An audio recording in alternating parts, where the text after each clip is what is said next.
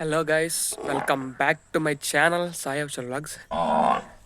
దీని దోస్తు పొలం వెళ్ళిపోయిందని ఇది చూడు, నన్ను వదిలిపెట్టిపోయి వాటిని కాల్ చేస్తుంది.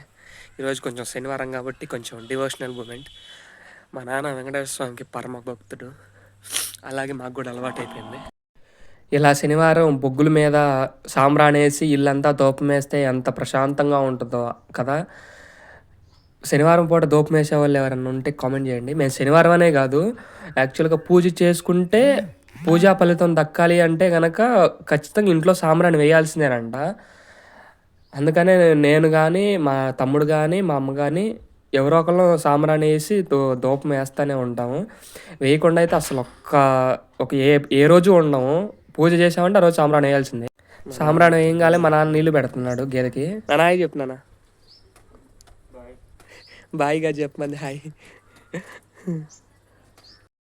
మా నాన్న నీళ్ళు పెట్టడం అయిపోయింది కాబట్టి వెంటనే వీటిని పొలం తోలటమే. చలో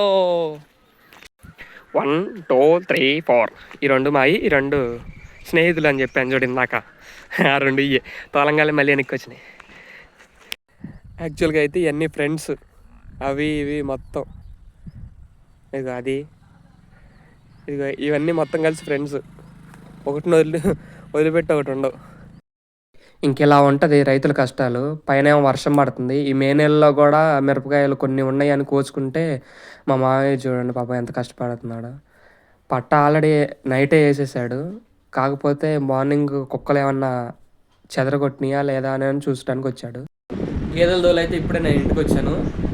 వెళ్తూ వెళ్తూ మా తమ్ముడికి మా అమ్మ చపాతీ పిండి మనకి కలపమని చెప్పిందంట. సో ఇప్పుడు చపాతీ పిండి మేమైతే చేత్తో అయితే కలపము, మాకు మిక్సర్ ఉంది, ఆ మిక్సర్లోనే కలుపుతాము. మా అమ్మ మా నాన్న ఎక్కడికి వెళ్ళారని అంటారేమో, మా అమ్మ మా నాన్న కరువు పనికి వెళ్ళారు.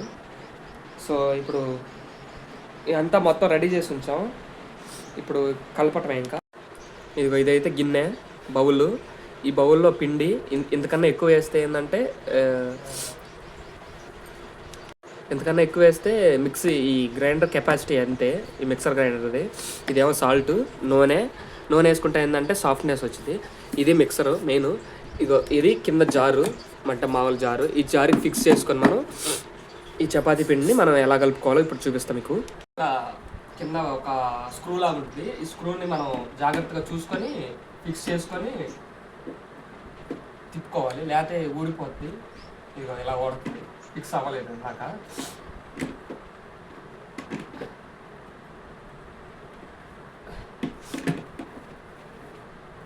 అది ఇప్పుడు రావట్లేదు. దీంట్లో కొంచెం సాల్ట్,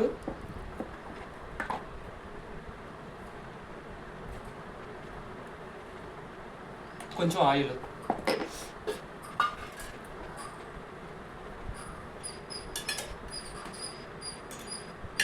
వాటర్ పోయకుండా ముందు ఇందులో మనం ఒకసారి ఈ సాల్ట్ అను ఆయిల్ కలిసేటట్టు తిప్పుకుందాం.